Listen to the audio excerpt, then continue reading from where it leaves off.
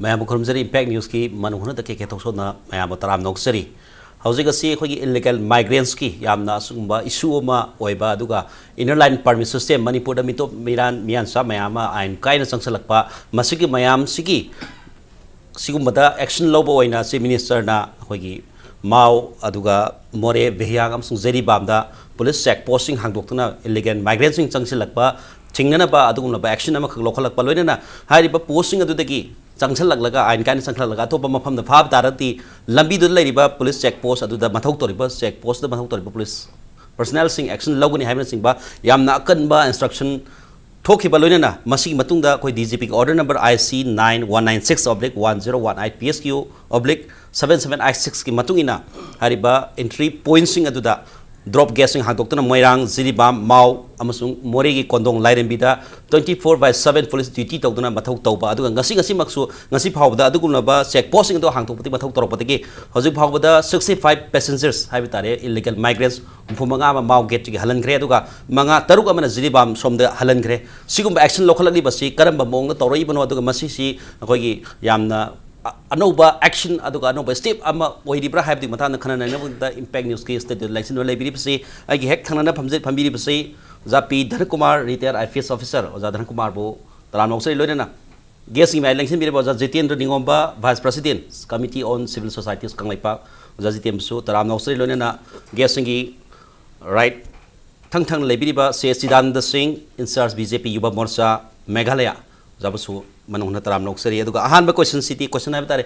कमन नोइना दम थमजगे पॉइंट से अखोगी यामना अदुम साइसा गेस्ट की मोड अदुगा करी करी हाइबी आबसिंग दो हाइबियो अदुगा हाइजिनिंग बा क्वेश्चन ना वहांगना अतै नते हुजिकी पोसी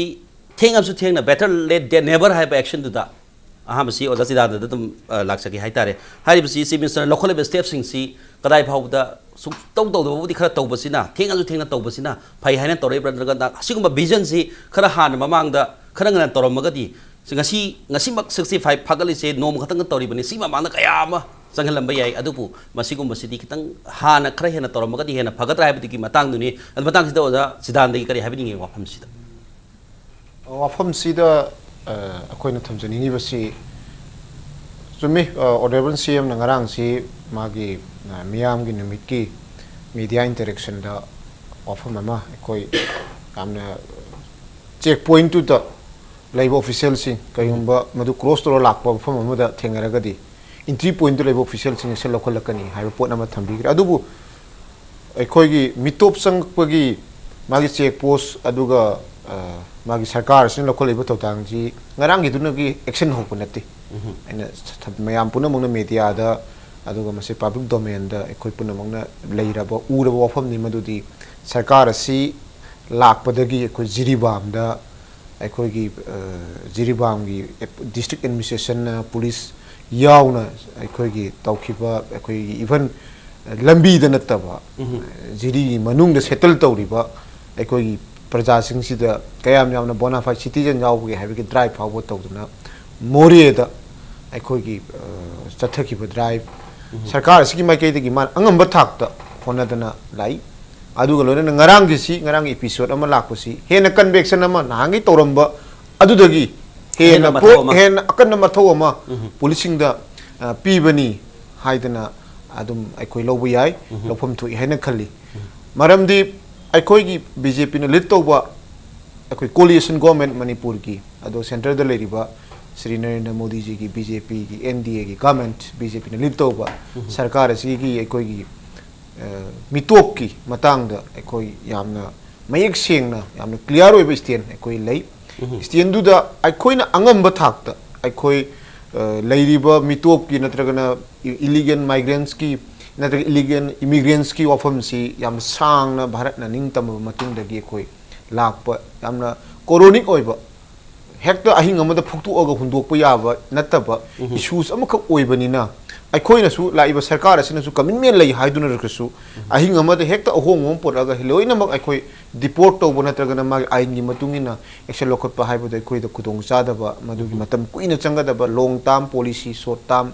अदुगा अखोइ मखल मथेल gi लीगल अखोइ एडमिनिस्ट्रेशन तौगदबा थबक लीगली तौगदबा थबक अदुगी लेजिस्लेशन तौगदबा थबक मागी मल्टी प्रोन स्ट्रेटेजी मयाम खक लई हारिबा स्ट्रेटेजी थबक सिंग अदु sarkar sina matam gi matungin tawpham thokba daita du adumak mai lobham thokpadu logani habisi aikoi gi mase aikoi commitment ni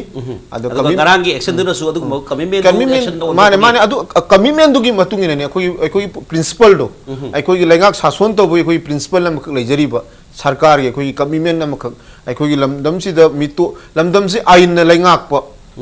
aikoi lamdam amani haibisi tangai padan ahan ba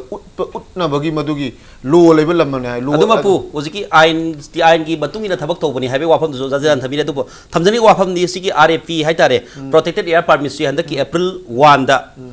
5 years relax tawre Manipur Nagaland amasu Mizoram dagi harisi ma da RAP se dum lei adu pu ain kaidra su check tawam di thoi hariba area sida haidi on route ta lakol lambi da lak matam da oziki mau more natraga jiribam hariba route home sida check tawam di dum thoktabra masi thoi manam di kana RAPC handik April 1 digi 5 years relax tawgi bagi wani mamang da ain site dum lerami adu ai du di adu action oina tahuda basi masi ki kitang action si nongna toropo oina thokpo oina ubagi wafam oidoribra adu kum taga masi mamang do so dum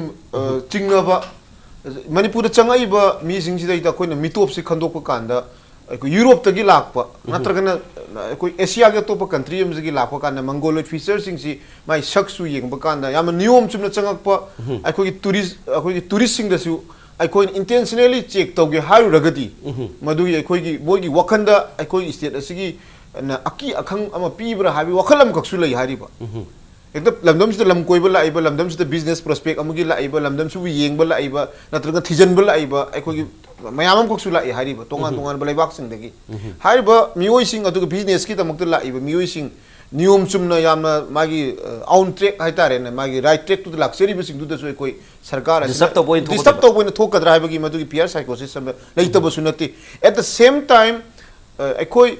changai ba sing sigi manung da mitop India manungi junat India manungi mine di har kan da ngasagi saktak se puthok pangam da mayam ko koi thengna da sunati tasena har ba hojiki leiriba Myanmar issues adu ka tongan ton issues sing sida hena thomjal leib sida hena action loction baduni made masidi masana tawda da maram di kaino kan da live issue di ngarang maki ofam ji kamaina torponu haiba sigi episode si Imphal mayul dagi khoi gi Rohingya gi khoi gi ni mayam phagale Rohingya gi refugee haiba state su de haining de mandi ma koi refugee gi state su de leib nati Rohingya gi khoi gi illegal khoi immigrant sing si Imphal ma yonda leira me hangai bo question di kamai tokduna kanana karamba purpose gi tamakta ma koi Imphal asida Imphal gi valley da yawra ibano moi kamai na bhamu settle to leira me ibano hai bo question si lakpa kanda nahane khoi ni kirami ba aldagi hena ngasai akhoi da madui khoirang na ba madui langtak na ba ma hena phawr noi ma chak amakak akhoi gi Manipur gi miyam da masi koi lai haidana sarkar sin su fil tawi party na su fil tawi adurgadi some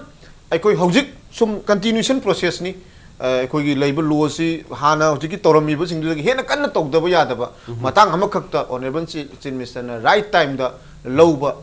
decision amani haidana tasengna khoi gi Manipur gi miyam gi ihul khangna thabak tawre haibaduni chief minister honorable chief minister na handak toriba nauna to paikhalai ba step si tasena miyam gi ihul khangna thabak tawre haibaduni matang sida oja Dhanakumar laksagi point si hoji samane hoji ki point da oja Chidananda haibiri do mayam ihul khangna thabak tawre ihul khang basi thengmala bra haibe wafam su hangdaba yaba question amadi wari kari haibini oja si matang da yahanan badai na hajening basi influx ki question si da laiba poti issue di kaino da akoi state sigi jelhomi mem hingbana tramut ki gi wapun lai ana matang sida na hajening basi ate discussion da koi politically correct of statement mem pinaraga phajana ba chapdu kitang matang sidi madu khara thadu oga kitang blunt of sida kar lai brain kal ana blunt or haje ge waru bi ade ihalan bada ngarang honorable CM na smain to ne action law ne kokani adu koi check push hangani hai bisi it's very good masi welcome to hum thoi akoi gi mit pang pagi khudam ong khang ni to the mit pang we are nearly 70 years late yam 50 years late or influx ho bisi partition matam de ho ra independence matam da chang ki bisi ji bam gi kenoina champanagar ne sorry latingal area jida namusudra bengali mayam tar latingal jida gi hendro tuna awi choto bega yau sila ini muga musi Number 2 da Chingdong Lekai da akogi Meitei Bangladesh Meitei mayam tar hai. Adagi kano da Kalinagar area sina akogi Kasaram dagi Bangladesh yawi aduga Bangladesh Bengali akoi Hindu Bengali mayam se mix tawre. Simal lera. Adagi refugee status piwa da koi Chaitwan da kai da Sugnu da Serau da piwa mayam legre. Adna officially recognized taru pigi bane. Anu jaje ba jiri bamgi akogi kano area da Tingal area the Chingdong Lekai area Kalinagar da changai bi influx unofficial ne. Simal lera. Sigi matang da 1971 ki Bangladesh liberation matang da yam chawi influx lai. Yam chawi influx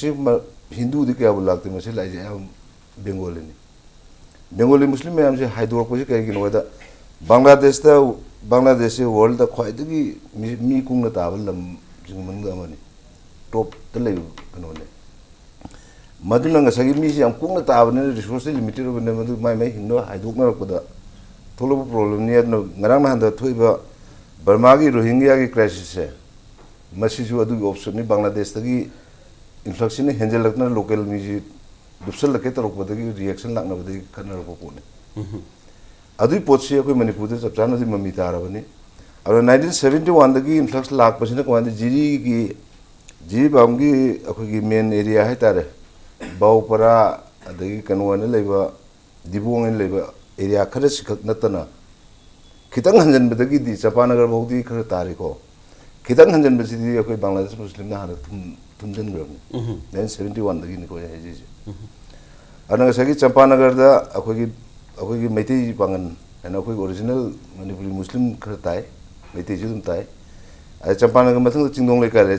heklan di Lalpani lai Lalpani completely kanone Bangladeshi kanone Muslim gatani Lalpani sun changila Ahmedabad and lai completely kanone Bangladeshi Muslim ni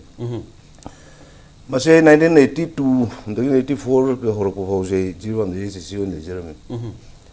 matam je kramai to gebo 1980 the election to graga 1983 horoko sida akoi normal electoral roll revision ki potom lai ada mase revenue officer to pone na akoi electoral roll ki kanu se enumerator me am tharaga khongol bu kan se 1980 the election to gi 83 da Lalpani da akoi electoral roll se 200% increase le Yes. In a span of 3 years. Ahmedabad 300% increment level. Other officially say except to whom took the re-enumerate of the Nina and Torga re-enumerate of Tau and the Wazan Fura. Enumerate basically a high school, LP school, Jagum by school, Yam Towe. Zictana, BLO Harise. BLO Mactinate. Water Matamatam point over the Tabne. At the Moji Pura Tare. One of the police Purgan and Puda Jekawanda Madu Kaktarura. Kaktaru and Nungavi experience the Matundi political leadership. Maduna, why my vodka of one of Moka that part of not what long of Tobuni. Nungio Potaku Tungi Miroli Yang Kitang. Aku support to be a cadra to Prat. I want to I lay my vodka to Tare Langa with the Hutna. Some of the migrants I have police of Sergeant influx more the Chang Page, more the Japos tail was Chang Matani. Okay, borders finishing Havanate. Yes, totally secure border Nate. Molcham the Changa corner of Hoduraga. Tenopala Pale, the Paraga, Tenopol, Mores, suspend over the river. Hitayaroeva. I think Ziriban, the Chanapaje, Kanodagi, Fuller told the heat at Orogas on the Baraka Chandra, Kangring the Karagati. The Wantobo. Jungle Fargas in Lala Sangela. I in 1982 83 the level Jiribam figures here. Masida Uzeram, Mutlanese. Ana masida se sina main area ni adu ma kayam sati ke da manung changaga kare nungse punji kangreng dor khasya punji gwa khalan leiri ba jaga ai chingum ngata ne ko ji gi diwarga adi district council election di tracha por vote hadam to revenue district na sonde pungum to area kar lei a chingum ji ju sai Bangladesh muslim jin liram he kun changa and the sigum me am si matam du dagi khoi nga kum darkar le mane nga kiti ana masigi potsi khoi jamna mangju mi thengmal labani mikap thu darkar le adagi amuk makhata amuk ha ji 1993 94 ko 1993 94 se ikui kui do ka chahi kun mari mangai wari ni ko si matam sida khoi waithau gi dagi na changraga man chengai chingai nam lei bane chengai chingai mathak sida gi yeng da makha pa na yeng gi chengai chingi gi maya akui bi sida horaga a thobal khemman gi maning akoi turen gi maning area ga use mi yam da ta da pathi kom thi lamle moi le lamang moi le bane hauji yem biu kire ne tara bane ade ngara da me bu yo ne akoi kano akoi gi kadi hata golapti golapti si mi kayam tarongge ade hata ane le mi si akoi gi si minu thong lala kitang chalaga kano da akoi gi jenim sa gi lambi tu gi awang si ti chawba khongbal oina pat oin le completely mi ta sang le ji tasena hara kada matam matam ka be masu sinul da eastern action laura gadi hojik tori bas maina yam ngana toram gadi sumaina influx toiba aina hajin thengna ko ngani habani aina hajin ni pote hari mi mi am che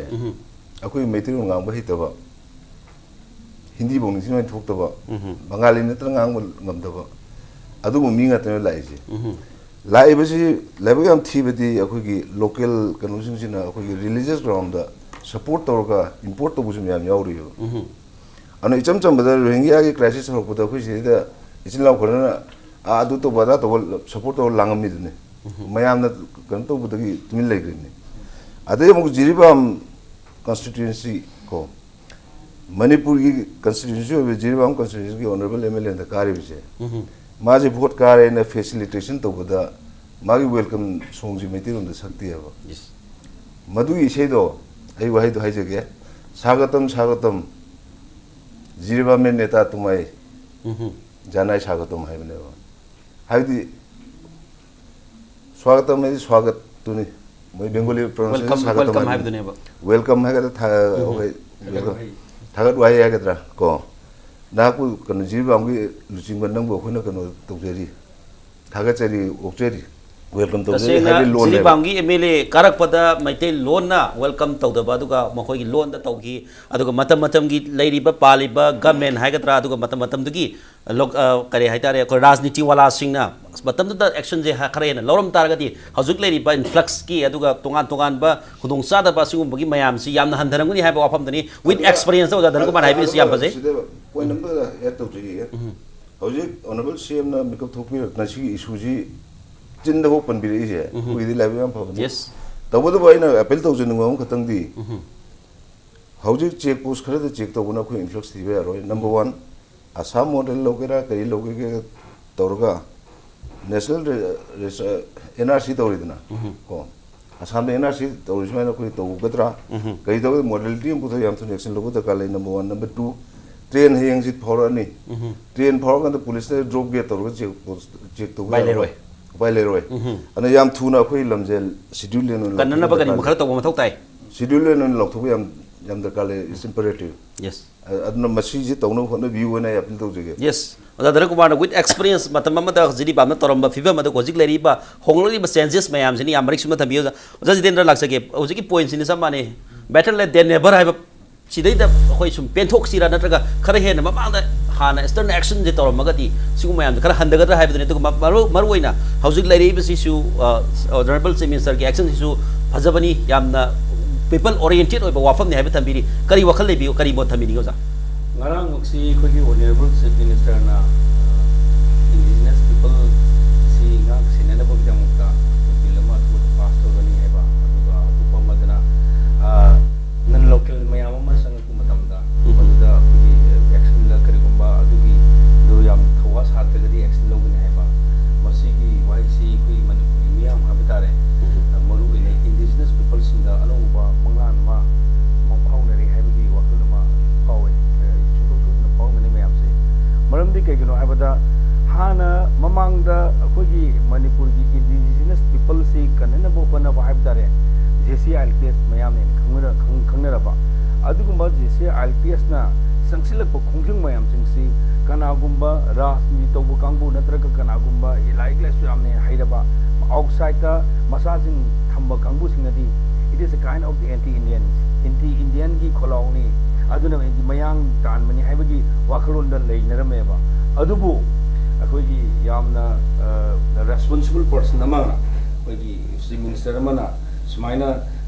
none locals मयाम अमा दा चे सांगसुदने करिगुम चंगा मतारगदी मदुग मरी लेनबा अदु यंगहोदबु कांगबु सिंगदो अखोगी मरुवन policing सी अखोगी fine तौगनी even suspend पाउ तौगनी हाइबु वाइसी ताबु तमदा हाना लाना लौरुम मियाम सिंगदो Hibi anti इंडियानी गाइना नत्रक anti मयांग ने खलम मयाम सिंगदो मदु मुदि लौरु हाइबगी मनपुर मियाम नुंगाइबा मखकले तौबुतबु हाइरि बंगारां लौखलिबा फिरिबसना हाना ममांग लौबिरमनबगदी हेना फगदबनी मरमदी सुगुम्बा अखोगी माइग्रेंट सिंगसे माइग्रेंट संग पदा मसी प्रोटेक्शन तौननबगदम 1994 दा एमस्को का मतमदुगी अखोगी गवर्नमेंट पाइर लेंगाई कांगुदिबा अदुगी एग्रीमेंट अमा इनाग्रमने अदुगी मतुंगदा 2000 जु इनागिबनेबा मदु मयामदु लुपगा लेर मतुंगदा होजिक अखोगी जेसी IPS इंडिजिनस पीपल कन्ननबगदम सोंथोरप लुप अदुना अकन इरांग संचलपदगी मासिगी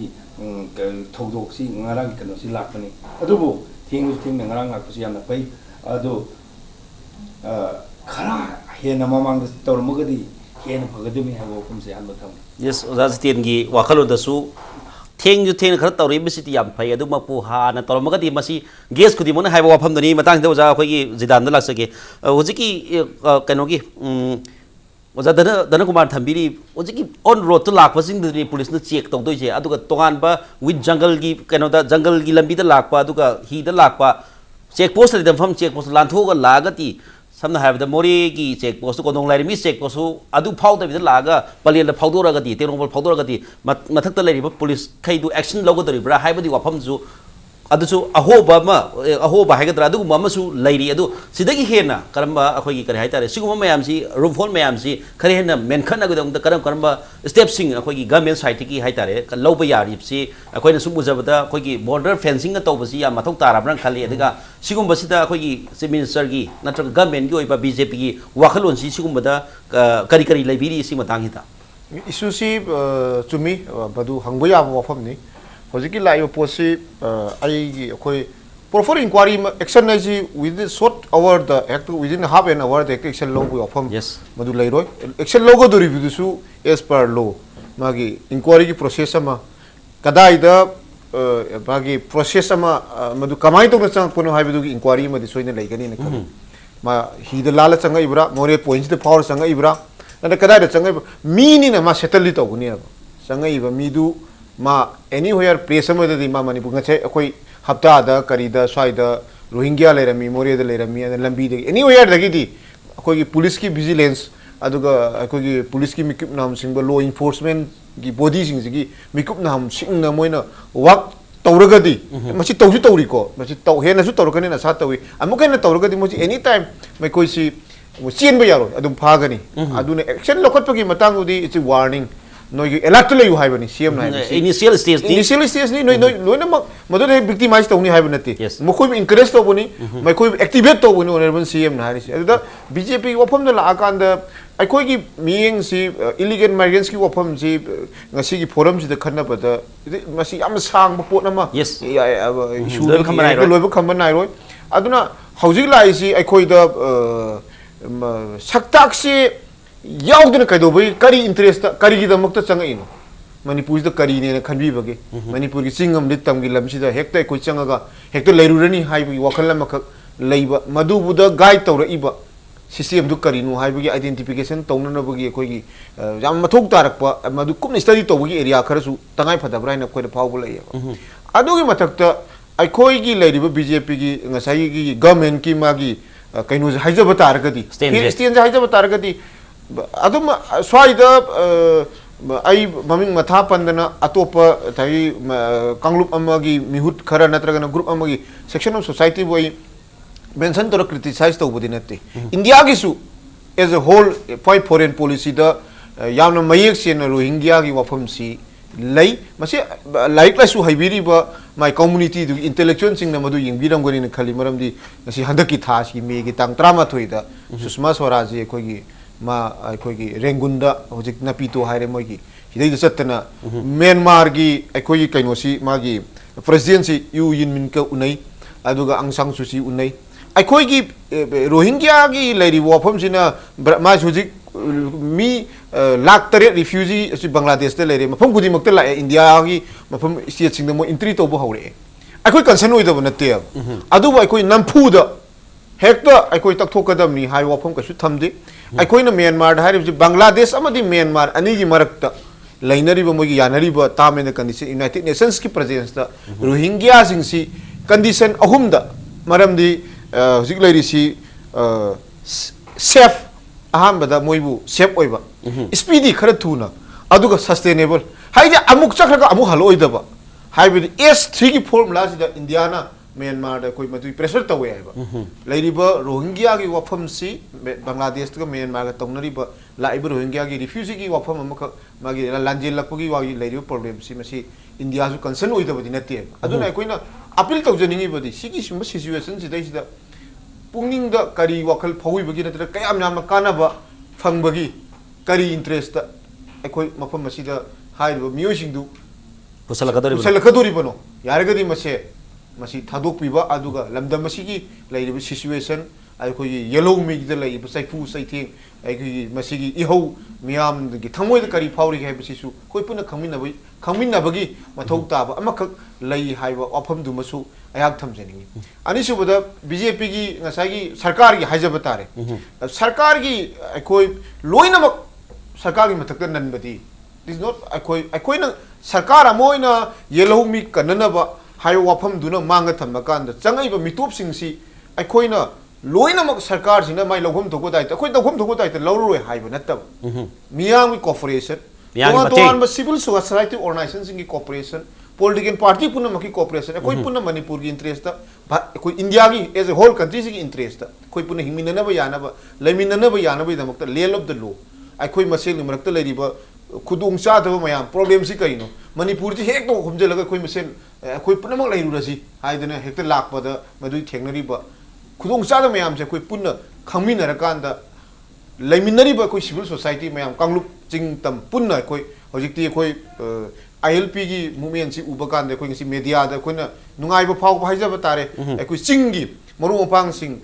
koi civil society sing masi yo is the support torok tana mapan tholak poi mami koi maya puna mag wakal tamin pagi tha amsu lak pani na yelong mi kanana ba adu galam da masi mitop changa iba singi thingna na bo na matam da nakai khudi maki cooperation darkar li madu da sarkar gi su lokom thokpa daita mang da तौफम तुकबदुनी हाबदुनी मयाम पुन वाखल तारा मतुंग दो गबेने तोरिसु अखोगी खरे हना action लौरसल लाइसु मयाम interest तौरने तो मयाम की support नि हाबदु चंगी हाबदुनी थमजे yes याम फजे याम BJP की site के तो एक्शन नमा लखलक हाबसी पब्लिक की इंटरेस्ट तनी तो पब्लिक ना पामी वाखल द कोई थबक तो ओंथोना बय बीजेपी गवर्नमेंट जे लेरी हाबा वाहम दरी से दाना हाबिरिबसे मतांग याम तेता को ब्रेक मजगे ब्रेक मथंग देखो याम थोना जगे इंपैक्ट न्यूज मी तादन लेबियो ब्रेक मतुंग मयाम अमुक ना तराम नौसरी मनु हुने द खनजरी बसे अखोगी chief minister honourable chief minister ना कोई एंट्री पॉइंट मरी थमदना ड्रॉप केस हांगदना 24/7 पुलिसिंग ड्यूटी तौदना इलीगल माइग्रेंट्स संपगी सिगुम एक्शन लोकलकपा सिगी मतांगदनी खनजरी बसे मतांगदा ओजा जितेंद्र द लाक्सके पॉइंट सिदा ओजकी हाइबीरी ओजा अखोगी जिदान द थंबिग्रे एक्शन सी को पीपल ओरिएंटेड वाफम दनी हाइबे वाफम दनी तो ILP की इशू अमक इहो अमक लाई सिटी तम सांगना अदम लाखरबने हाइतारे तोगान तोगान गवर्नमेंट सिंग कांग्रेस जनता अदुग MPP तोगान तोगान पार्लियामेंट दो वाखलोन जी हजिक लाई BJP गना गवर्नमेंट जने हेन द मदु पीपल ओरिएंटेड ओशन ब्रा हानगी सिटी खरा मयाम खंदबा ओजा धनकुमार थबिगी द कोई पोस्टिंग तारम फम द खरे एक्शन तोरबे बोबा ट्रांसफर थादोरे है फम थंबिरे अद मतांग दी येंगी बा कोई पीपल ने येंग मियंग सी करमाइना कोई सिगुम्बा अनोब लेंगार सिना खरे हेन तवे लो प्रमांग द जेसी IPS कांग्रेस मिसी मिना बो यावरे मयाम थिंदना पी GP TG की साथी लबी द फुदबा अदगी मसम फोइबगी मयाम अमा खोई मीडिया द मयाम उनखरबतनी मसे सितना वा म फबगांग खिदबा दुगा होई गांगना खिदबा हाइबती सिगुम एक्शन सिंग तौदबा दुगा खोई बिल पास होनबदी होनरमी होनदब नते फेल होइखिबनी अदुगा डिफरेंशिएट हाइतारे सैद करी करी ग्रुप की मतंग द असोइबगा खरा लेखिब्रा अदुगा होजि पॉइंट द होजिकती सिंगी मयाम जु wari chana dana mayam ma tawsalai khara hena di initiative lawrei hai tare kari kari khene ba legi se hape sarok patham ge keno ne sida ngarang lawri ba warep tu modi afabo oi tawbutubu akhoi gi lupsing gi miyeng de hai tare ko sidi isap mane congress ki habalati bjp habalati sap mane mai gi di usi ngarang lawri ba warep tu han mamang da lawba yar mam sei amagi mamang da maram kari gino haiba tare gi di usi gi honorable chief minister oibiri basi jesi IPS na sangai ba magi khongjang sigi maram da aduga bill sigi maram da masi yam fazana well knowledge le ba misak mani haina aina khangje maram di kaino da mamang da congress da mana leiringai gi tanja da jesi IPS na je kanogi masigi bill pass tong nan bo hona bo matam da ma ga chauba influence hai da re ko chauba mana ma gi contribution am chong na legi ba adu le ni na mana du le ni na mana sarkar paira ba government paira ba matam da di na na to bu ya ro ne ba adu hojik ti tawri je kari gino hai ba do ai sum kano da loop sing sigi tongan tongan ba ma gi leader hai da re ko mamang da JCLPS ki leader mayam am legre hairib leader mayam sing sigi tongan tongan strategy mom leba kare mamang da koi gi irang am tawba adu ka phangna na bhona ba adu da maithi gi ba adu gi hadak ki nongna laiba kansina kari am na kanna mayam da irang tawde bi da oi thok ya bi possibility ma lai se mamang da hana congress ki matam da akhoi irang tawre yang kayam na kanna tawgi manipur miyam na tawgi bani irang se JCLPS no sing bagi wani manipur miyam na tawgi bani maduda wakal khanda hok da ba haigadra natraga misunderstanding ma legi ba haidare aduda tawgi ba mo bill home the protection of the manipur people bill lai ba ma ML RA second amendment bill ma aduga mana the soap and establishment seven amendment bill lai ni hairi bill home se oi thokba ya ba posida misunderstanding ma legi bedegi madu oi khidre madu oidrakan kari dobagi oidribano haina matung tarakba JCLPS ki leadership haidare ko aduna kumna thirakba matamda makoi da slogan ama sijina giba mamang da anti tribal bill laina anti tribal bill sina akhoi manipur gi tribal khaktan da ba ma akhoi gi india da leba all over india da leba tribal kangbu mayam singsina anti tribal bill sida makoi misang ocean gi haidare o masidi kaino gi anti tribal bill amu ore adu da khoi misang oigadabani haidana aduga mu aduna maram oduna just 1 point sine quite defect haidare ko quite aduna madugi kari gidam the anti tribal bill oi bisi kari gino haidana analyze tor pa haidare handaki anu bokano sina adun analyze tor tubugi tanja sida neba manipur gi miam singsina JCLPS ki se tumina lei haise tumina de lei baden tabam khodi anytime anywhere tongan ba manipur sidi tongan ba furup ne fugi matakni usik lei rise aduga sige manung sida leiriba furup mayam sing sigi gi damok tawba thabak ni na mit hana khalamba maitai majority na makoi khakte gi ne khalamba poto madu othorong na ba haidare ko madu natte masi furup khuding makki dini haibadu adu khangna na bugidong da one by furup mayam sing sing unarak pane ba adu unaraga hojik UNC haidare United Naga Council gi magi makhada koi nagagi makhada mi mayam legre adu mayam singsi koi yaning bagi yanana bagi masigi bill si wakal tahan bagi moi adu khana gi bagi pot akoi miyam loi ugre adu matung da mamang da haidare manipur gi south da leiba koi gi chuchanpur gi haidare ko kuki NP kangu digi jomi council digi mar convention mayam lei tongan ba adu mayam singsi amamam tam oina unaraga hana leinaki ba misunderstanding ado madu loktoga hojikti yanabagi podam urakpa masi urakpa sina maram oiradana hojiki anuba government khudong jaba thak loksin gi wani tasen harakanda khoi homaitei wahaide harga irujani baga thogra tektha baga haitare adugum batu hana khara su yanarak pasida aina su tawsallagadi masi mayam gi oiba kholauji aina thabak tawre haibasi chapchaba matang amadi oire haibadigi with people oriented chain hagan wakal mayam ga tona tinana tawba thabak tuni haibadi wafam duni oja Jeetendra thambiri batang da oja Dhanakumar laksage police ki mathau city ta sena kana sigum city hana law ma leibani RAP na PAP na chingba tongan ba law leibani na masi ai ta sena harakanda di gate hangdra maksu gari lakpati di check tawpam di thokra na kale mase hojik su Nagaland si mayam power ga sapi matam da gate tari ni pan thena ni check tawi inner line permit jaw na sangak pasu thok pasu sangak pati chat thoki badadi khoi Manipur gi natra north ki people sing de check tawde to ka khoi sak chu mana da kangbu de to masi check tawraga singdharaga moi gi tawham thokpa tawi fine law तौदी तौरी मसीगी से मखोई बस चटपा मयाम अदुम थेंगनबिरमगनी अदुगा मणिपुर ददी मसीगी लो सिसु अदुम नागालैंड मिजोराम अमसुंग मणिपुर से आरईपी न PAP से अदुम लैरिबनी हुजिपुति लौथोए 5 years relax तौरे पुलिस की मथौ नतबरा मसीगुम येंगबजे अदु हाना हुजिक विथ ईस्टर्न एक्शन तौरी हारा कांदा पुलिस एक्शन लौखलकपछि ओजादन करी हाइबिनिंगे मसी मतांग हाना एज अ पुलिस ऑफिसर अमोइना restricted area permit नत्रगा protected area permit RIP PAP से सिदी तसेंग सिफा मतंग याम कोन applicable ओइदे हाबदी ओइदे तुन कइंदा बाय रोड लागबसे डॉक्यूमेंट यावदन लागबसे याम यामदे असाब दुकुन पर लागने द मणिपुर द लाइब इन्फ्लक्स है आई मजातान हाइजेगे इन्फ्लक्स मखलानि रोहिंग्या की सिम लेरे बांग्लादेशी मुस्लिम हम लेरे तसिमदि रोहिंग्या का बांग्लादेशी मुस्लिम याम कन्न खेनबदि नति अदुगा अखोगी नोपोलोंदे चंगपु इन्फ्लक्स याम चावम से लेरि अना नोपोलोंगु जहाना हाइजेगे नोपोलोंदे चंगपु इन्फ्लक्स का कंद याम चावम लागे दा इहालान बदा 1992-93 मतम से नागा कुकी कन्न कन्फ्लिक्ट लाक मतम से नागा कुकी कन्न कन्फ्लिक्ट लाक मतम नागा की दी एनएसएन आईएम ले रे खपलांग ले रे एनएनसी ले मैं खुलाई पाइबा कामू म्याम ले बा वेस कुकी की दी खुलाई ऑर्गेनाइज न फजन पाइबा ले लेती है अन कुकी म्याम से मसा कंजन अब बर्मा दगी केनी म्याम से इनवाइट तौर चंगल ले जंगलागा मदुनुक तौर थेंगनरगा मसागी डेवलप तौर थेंगनबनी मदे असोमद चंगपु कांबुसने बर्मादा लेबे फियमदगी मणिपुरनि याम नुंगाइबदगी इन्फ्लक्स अंकपद लाइ हेंगले मदगी नागा कुकी लोसलकपगी कनो लापसे म पॉलिटिक्स है तारे पार्टी कुकी इरांग उलाय अदो अक्रॉस द बॉर्डर लेसिदी केने खरा चंगपदि राइबनि अदुगा पार्टी के एफिनिटी लेबे कांबुन हेले सोंदर बॉर्डर वाम लेसिदी ना पार्टी कुकी की मतम सिदा अगर वो फंगल लाए बा जोमी ग्रुप से लाखपद नते मतम से तो करी प्रमाण लेके हर एक बदे दिया है अदुगा मतम तो अखोगी याद मरु है बा ऑफिसर और अंबे जाए लीडर और अंबे जाए मैं आम जो लोन इन्वॉल्व तो रगा मुझे खुलाई पुबु से कराए तो पुगी तो कोफिन सारगा मी ऐसी वो पुबु सारगा फाव है बा खुलाई से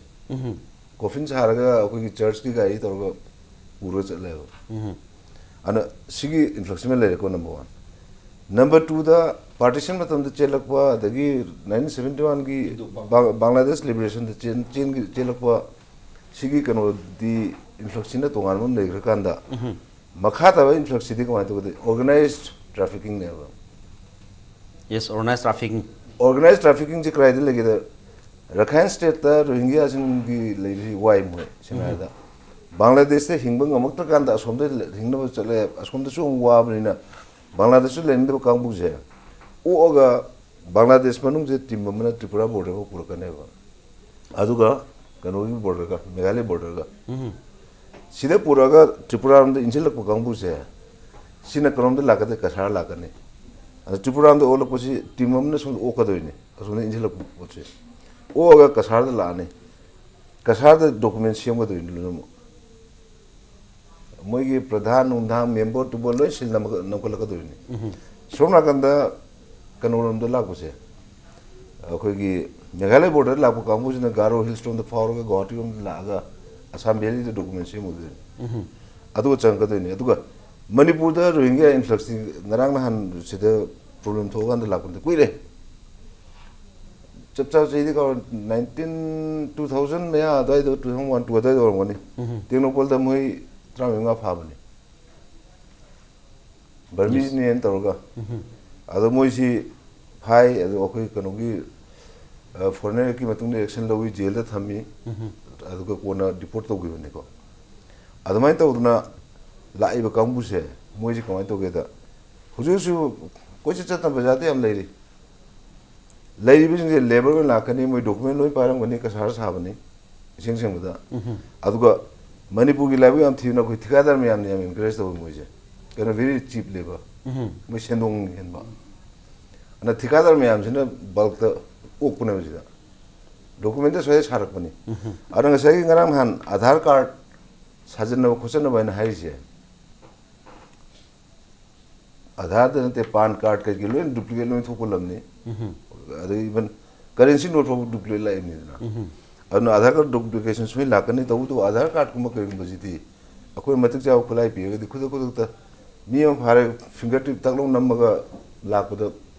Aadhaar card ta sin lebo de photo nung to lo thor kan ni adu check posting da du khulai thambi ho yes kan technology ka oriented oi bio technology da ka le ba samna da uji akoi ki pensioner singi kano ki life certificate thaina ma hingin certificate to photo na ma chali to tongna ti no je bank da chala khubi na mura kan da no Aadhaar ko kai lo thor pani na ta sen har kan da hojik lai ba government lai ba technologies da oriented oi halakan da hana adu to khaya akoi ki Aadhaar gi su adu iyai lai na phaba gam na adagi matang sida amuk Manipur da am relevant oi ba pot amana hauji phongphong sa pot ma akoi ki hingaroi dra kholoi dra civilian no henji ko je na mayam appeal to ngi talak sida akoi la yam thiba ga dra India all India go ba central act mu laksale citizenship bill citizenship amendment bill is a big threat to us yes citizen amendment bill ji da high repoti akoi gi Bangladesh tagi Pakistan tagi Afghanistan tagi Beja people te sire la ko Hindu sing je masi Indian citizenship PCC ne ba yes ada akoi di already akoi lebam le te le ngi da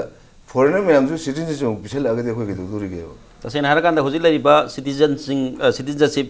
sigi bill chi ju yam threat ama khak ni ha disguise to ro le bisina la halak na khoi ji kan to ni 1950 60 da akoi gi Manipur ki population je Muslim population 4% gum le ram je hoji 11 yosula amne ada puri kudung ki population growth le je ni kramani 11% jo no ta sen har kan da mayam na public na Manipur lai ba myang mipung khodi mag na public Manipur bu nung siraga di adu India bu nung siraga di hari basing asida koi organized trafficking ga tori basing sida gi lapthok ka da bani adu ga Manipur da hoji ki lai ba lambi sing sida organized trafficking je tingna ba koi gan to buda ta sen har kan da koi technology ke base toro kan da khare hena to godum ni just the reaction react to bini kare having masida akoi na asi impact TV gi khutang da tawi ba mayam sing da ai samom na ba ma su chu ne le mo de aina khanjaba ma khak engon da phawai maram di kaino da akhoi da Manipur da lai sing se Manipur je akhoi ojan ja habai khara di pan gre asana hojik Manipur da lai sing se influx lai sing se akhoi gi mi top habai tare ko mi ma group an makhal ani ne ba siam clear oi ma thok ta ya ba amana India manung de hajilak ba mian kangbu hai ba ma amana outside India gi wang di lak ba mian kangbu ma hai tare ko ani jine ba hai ba ani se karam bill na control to ga de ga ba question jine ba ngasi kan je hoji makhoi gi JC IPS na haidare Joint Committee of Inner-Line Permit System na sanction le bu khongjang se masi madi aina khanjaba aina ujabada aikoi gi non locals mayam ma Manipur da ga mari le ne da non locals mayam it may be Indians Indian haibadare Indian kagu mayam sing se masi control tong na ba sunu oiramuni ne khaleba aduga asai atoba international degi lakpa migrant haidare ko outsider ju kangu tu di madudi JCRPS na taliba aduga thoina mari leina nungda ba mande ai ni khale madu mari leina rakpa matamda kajitang aikoi gi hujik bill se pass ong wona madam da kitang confusion kama kitang effect lakane ba aduna madudi foreigner ek na ma le mani 1958 male madu na control to godam ne ba aduna impact di bigi kutang yeng biriba kanu sinda aina khanjabada amusum khangan da ya da pormana JCRPS na sangai ba local ba uji khongdang singsi akhoi gi India manung degi oiba non local mayam singsi ne ba madu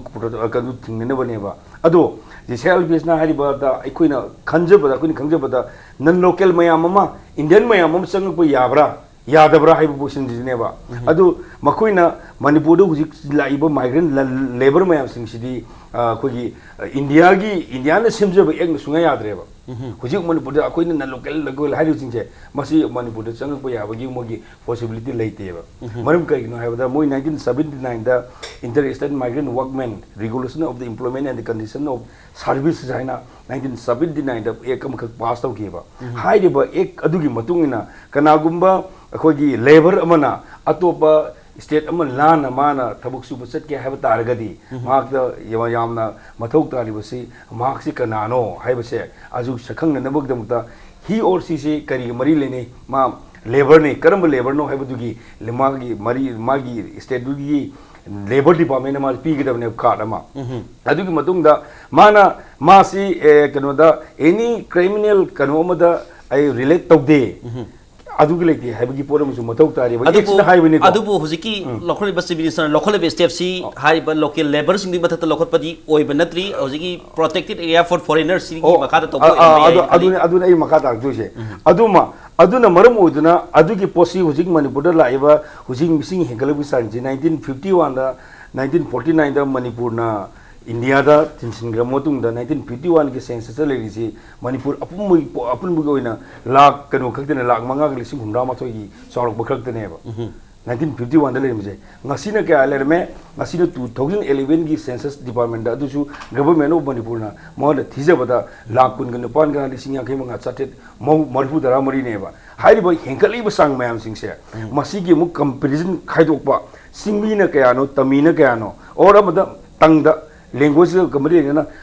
Tamil ngangun kayano aduga kanu ngangun bengali ngangun kayano amuk thugaira yengba analyze tor humatamda akhoi gi hana lejerum ba indigenous kangu sing se dare yellow mi hari sing se magi mi hengkali bi sang je nemdarakwa aduga muk nongna migrant tori moyam sing se masi sang jini hengkaleba aduna india gi apun magi haidare India के पुन 2000 कनोदा अखोगी 2011 दा मोई statistics पीबगी मतुंग इना करी हागे मतुंदा अखोगी square kilometre मद mean लेबी सांगसे India पुन बगी यंगु मतुंदा सहुंगु मफु तरुक नेबा अदो अखोई मणिपुर गिना क्या लेगे हाबदा सनी गी निफु निपानेबा मसी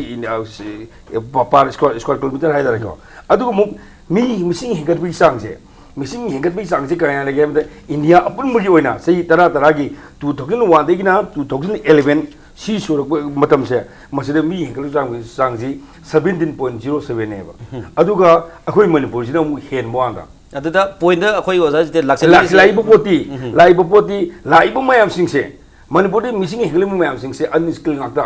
लेबर ngakta नेबा अदुना मणिपुर दो लाखराबा अदु मु लेरेबा अदुगा असागी अयु समझलके असाई ओजाना सहायगदो मणिपुर दे कदबि लाइनो हाइसे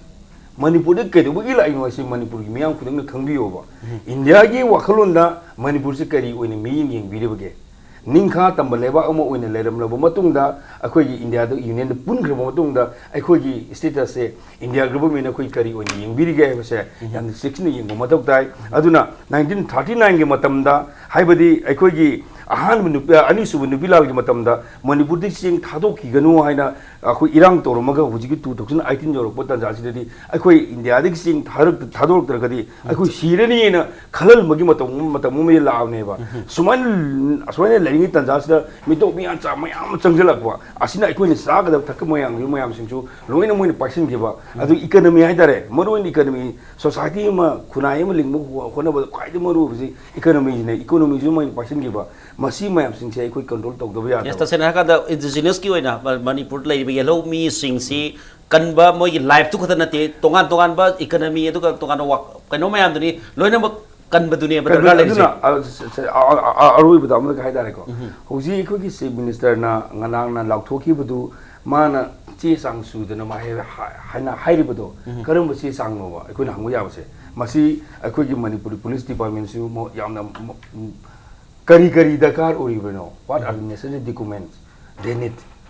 मखोइन पोरकपदा करी सी सांगनो हाइबदु मथौ याम तारियबा हाइरिबसे फॉरेनर ओगिदोरा नद्रगा नन लोकल आइना साइजरिबा 1979 दा अमजुंग 2004 दा अन ऑर्गेनाइज सेक्टर दा थबक तोब कांगबु सिंगदु इंडिया न पीजब एक्ट दुगी अदुगी वांगबदा लाइब्रा हाइब पोसे मसे आइना खंजबदा आई सुमन खंगमोइने खाले अदु लाना लोबिगनो अदुना हाइरिब पोसे कनोदा तोगान बस चेक पोस्ट लेबिरेबा थोइदोगिन निकाय खुनजरबा येलो मुइबु कनगनी हाइन खनबिरेबा अदुगा चीफ मिनिस्टर की याथंगी मतुमिना लेबिरेबु कांगु सिंगसिना मथि क्लियर अमु ओइद्रगदी कनानो फादोजि कनानो इशुदी क्लियर निदा ऑनरेबल चीफ मिनिस्टर हाइरिंग पोचिति फॉरेनर चंगु वाफमने डॉक्यूमेंट पायरगदी मणिपुर चतुर्सिन तो कायदी है वो है योर अदु सिदा इंडियन सिटीजन ओरिदि कायदी है यस तसेना हरका दा होजकी अदु याम तेतन थबियो येनेनिगा एमगा लेरियबा येनेनिगा कई लेगे हबो तमदा अखोई इंडिया की कॉन्स्टिट्यूशन की आर्टिकल 19 दा मयक सिंग यावनेबा इंडिया दा लेबा अखोई एनी सिटीजन नमना India ki any part of labor jaga mada labor yai, java yai, thakba yai, settle to everything to way. But to go su karigumba koi jaga khar dedi some area khar dedi magi state the mana le go to state tuna mana to dum adugi kanogi matung ina magi yai phane ne bugdam da high work kano se as article number 19 se masigi clause number the kano da e musung f the piri se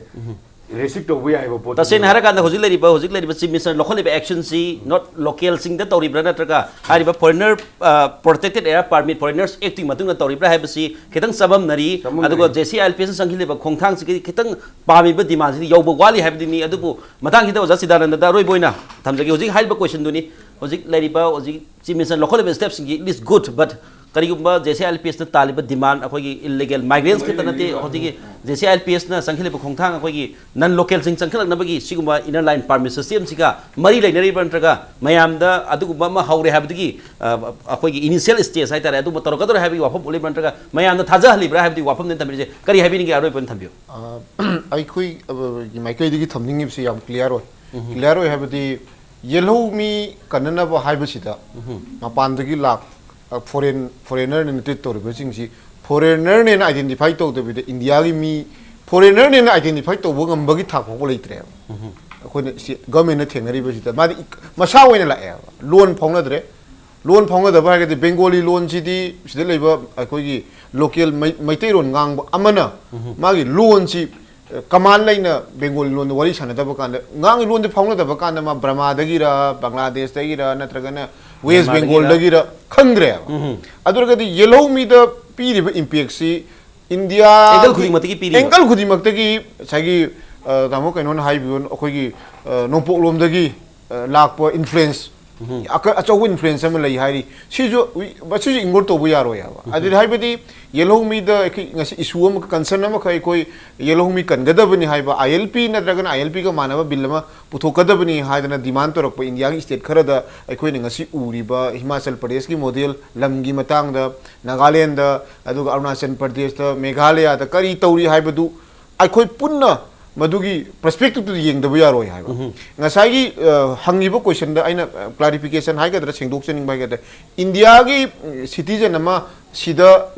la pagi da makta mahak citizen dugi mai pai hom to ka pan card Aadhaar card nium chumna magi passport natraga na magi voter ID to par ga lak pakan da karamba lo do chang podu dai chang pagi timing da karamba lo di makha da na khoi na block to do si adu block to swang ngam mo ya I enter no I haje ki sinida article du te ba no I see map skill labor ne di high sangai ba mi du get ta nang labor na hangadra ba ai Manipur koi ba lakpani haibe sida Manipur da mai koi ba lakna ba ki India city tan ma hana valid magi permission ma logadra hai ba sumai legally aho ba khar su lei ri hai ba suppose Bihar da ki lam koi ba mi ma la ne Tasena belit chesa no paira ka di idea do no phaga dra ka belit che do no phaga dra maji mafi boron moli maji langkoi bo era moena phaga dori bra ha khotuni adu adu da aruba ai khoi na khumbang moi da ba ba ke di adu itar ka di hojik tori ba gate haidara ga mayam tori ba si kankat bo lo ne yes adu da election ni se sidai da ai khoi ai ke no haija ke sidai da ai khoi na haija ri si bill pass ho home minister na reject to roi da bill lam khak tarka le Home Minister reject to the India the Sanaro do bill ma koina sanagi harakadi Manipur ji Bharat ki to khaina ta dori question am lakane Indian constitution manung da atop state sing da Arunachal Pradesh da aduga Nagaland da aduga koi ga sagi Meghalaya da karam bill ma sanari haibeduga manaba reject to roi da kanglu khudi mong na yawa bill ma koi puthokpagi tangai phadab lei haido bill du su honorable chief minister Manipur mai kami me nam hauki bangasi nini umni gi mamang da koi tha ahung gi manung mata civil society ga su koi unagre mai tongan but different community mayam gi leader ja unagre tori ba hoji tori ba si adu legally aho ba khara lei hen khana bagi hen naina bagi mamutta na amuktang bill putho ba kana koi punna mang ya ba government of India na su ya ba Manipur gi interest su yelo ida ba pora ba mayam yana pora ma puthokoi tangai phadab last point of view da oza Dhanakumar yam te tan hai madam si yam te na jege number 1 da hujuki confusion ke sulai te honorable CM na hire city foreigner chang ko thingui wa pam ni Indian citizen chang bi wala te hujum ki wala di tingbalai te number 1 number 2 da akoi gi influx ki wa pam si la ko kan da lai ba si ngasagi Indian influx sai ta ko foreigner influx na Indian influx thing na budi JCI taliba demand mayam na support to riba akoi Manipur si protect to yellow protect to bill pass to view kare thuna pass to bina ba maduma action lobby phai number 1 number 2 da yam kana haji ningi di bill no bu lakpo khot puno si post ficto ngtani lege to si darkar le badi huji ke hana changraba Manipur da already yesali mayam je si identify to deport to darkar le madu modality to akhang ei tana view assam ki kari model lo view mayam ji yeng biraga masi thuna action lo khot pi yes tasen haraka na Manipur last point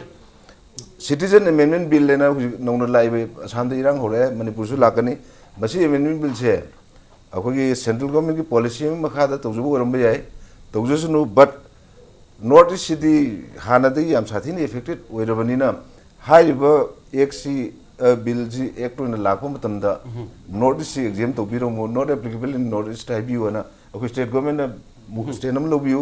assam na kana form state lo yes tasen haraka na khoi trade si khoi ani ni jesi IPS na taliba demand si chu khoi non local sing India gi manung da leiba citizen sing changkhalak pasi tingna bagi khoi gi farm state nama khoi gi jesi IPS na taliba demand na mai yam sengi aduga hoji leiba si minister na local ba khongtang si aduga sina khoi gi foreigner influx hai patari mapan gi lamdagi mi to chunsalap si tingna bagi adugna khongtang lokhot pani aduga taseng madi yamna yellow mi kana na ba yam tangai phadaba yamna mayam gi damda khanba adugumna ba rules aduga law madi semba tangai phadi haiba city tasena mayam wakhalo da lei haibadani hariba gasigi manung hunagi thorom sida lengbi raktana oja Chidananda oja Jeetendra badi oja Dhanakumar lepitna topic sida kharen yabu do oja hong pu impact ni market tha phondok sari loina na ngasigi unadi manung hunagi thorom matang sida loisinjari mayam pono bo mukhana kurumjari